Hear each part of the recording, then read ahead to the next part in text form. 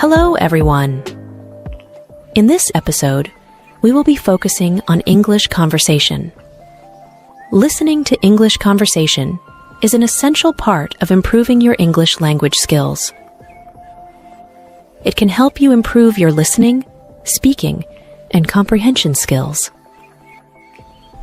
Our topic is a true friend. Hey, Ronica, why are you looking worried? I'm not worried, Robin. Just thinking about friendships, you know? How some people come into our lives and become more than just friends. Oh, really? What got you thinking about that all of a sudden? Is there something bothering you? Not exactly, Robin.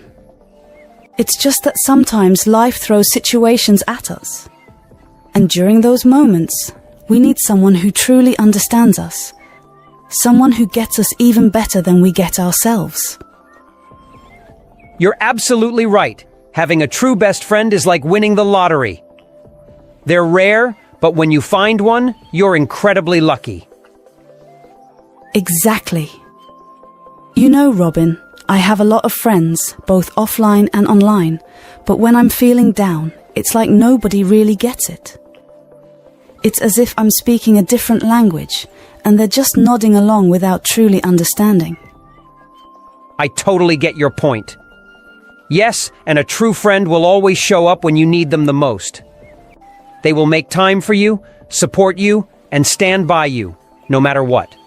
Absolutely. A true friend is a priceless treasure that can bring joy, comfort, and strength to your life. Let's both try to be good friends to each other and others around us.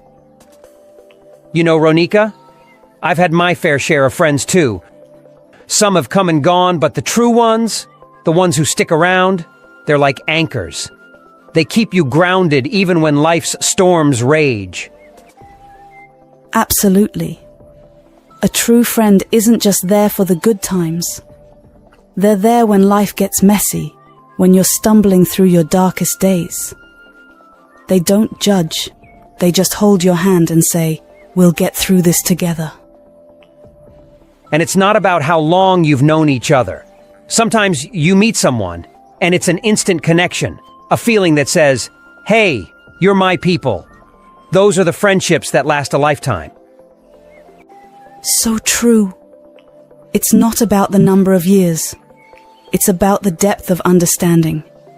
It's about knowing that even if you haven't spoken in weeks, when you do, it's like no time has passed at all. You know, Ronica, I consider you one of those rare finds. The kind of friend who gets it without me having to explain. And that's a treasure worth holding on to. Robin, you're my anchor too. Thanks for being there, even when I don't have the words to express what I'm feeling. Anytime, Ronica. That's what friends are for. To be there, to listen, and to understand even when the world doesn't. Hi, Robin. How are you doing today? I'm good, thanks. How about you? I'm fine too. Hey, I wanted to ask you something. Do you live in a nuclear family or a joint family? I live in a nuclear family.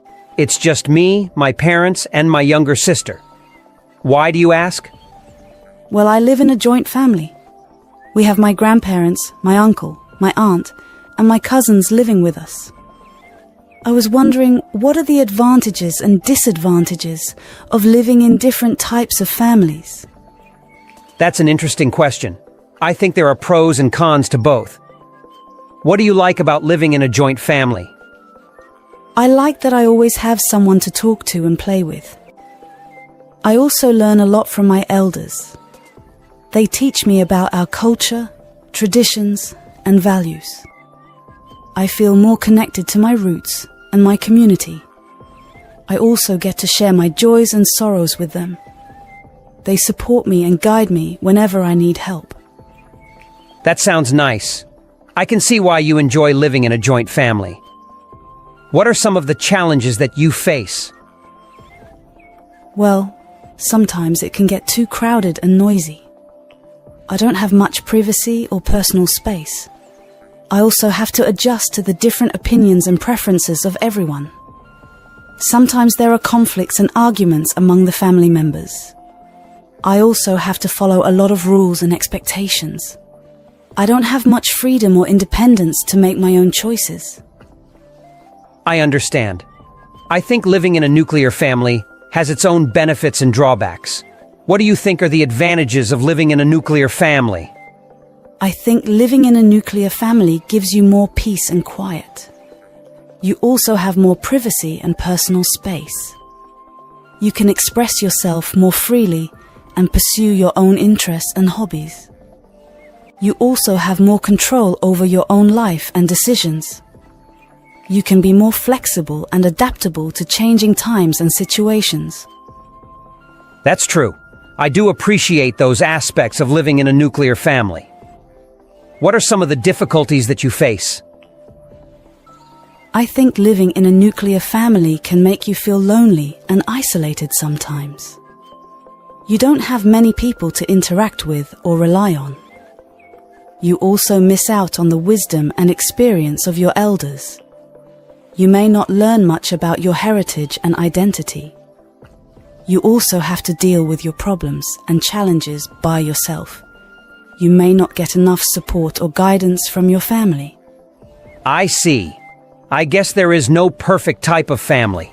Both have their own strengths and weaknesses. It depends on what suits you and your needs best. Yeah, I agree. I think the most important thing is to respect and love your family, no matter what type it is. Family is family, after all. That's right. Family is family. Thank you for having this conversation with me. I learned a lot from you. Thank you too, Ronika. I enjoyed talking to you. Have a great day. You too. Bye. We are going to learn some new words from these conversation. Learning new words will help you to speak more good. Storms, stick, heritage, drawbacks, conflicts. He walks with a stick. God's love remains your heritage. Conference time by the seaside still has immense drawbacks. It brought her into conflict with her neighbors. He walks with a stick. God's love remains your heritage. Conference time by the seaside still has immense drawbacks. It brought her into conflict with her neighbors. Do you ever think about why speaking English is so important in school? I guess it's because it's a global language. That's part of it, yes. But why do you think schools focus so much on speaking, not just reading or writing? Maybe because speaking helps us communicate better. Exactly. Speaking is the skill that connects you to others. Imagine you understand English perfectly, but you hesitate to speak. What happens then? I'd probably miss out on a lot, like group discussions or even simple conversations. Right, and it's not just about class activities. Think of future opportunities, college interviews, presentations, or even working with people from different countries. What role does speaking play there? A big one, I guess. If I can't speak well, people might not take me seriously, even if I know what I'm talking about. That's true. Speaking is about more than words. It shows confidence, clarity, and how well you can express your ideas. Don't you think it's worth practicing? It is, but it's hard. I feel nervous, especially when I think I might make mistakes. That's normal, but think about this. If you don't try, how will you improve? And how would you feel if someone else with less knowledge speaks confidently and gets noticed while you stay silent? I'd feel frustrated, like I missed a chance. Exactly. That's why we practice speaking in school, so you don't miss those chances in the future. But what if I keep making mistakes while speaking? Doesn't that make me look bad? Not at all. Making mistakes is part of learning. In fact, every fluent speaker you admire made mistakes when they started. What matters is how you learn from them. I guess that's true, but what if people laugh at me? That's what I'm really afraid of. I understand, But let me ask you this. When someone else speaks and makes a mistake, do you laugh at them or try to understand what they're saying? I don't laugh, I just listen and try to follow what they mean. Exactly. Most people won't judge you as harshly as you think. And if someone does, it says more about them than about you. Wouldn't you rather focus on improving than worrying about a few opinions? I guess so, but sometimes I just can't find the right words. Then I stop talking altogether. That's a common problem, but it's fixable. You don't have to use perfect words every time. Even simple sentences can express complex ideas. What's more important, getting everything perfect or getting your message across? Getting the message across, but how do I stop overthinking while I'm speaking? Practice is the key. Start small. Talk about simple topics, like what you did yesterday or your favorite things. Speak to yourself if you're too shy to talk to others.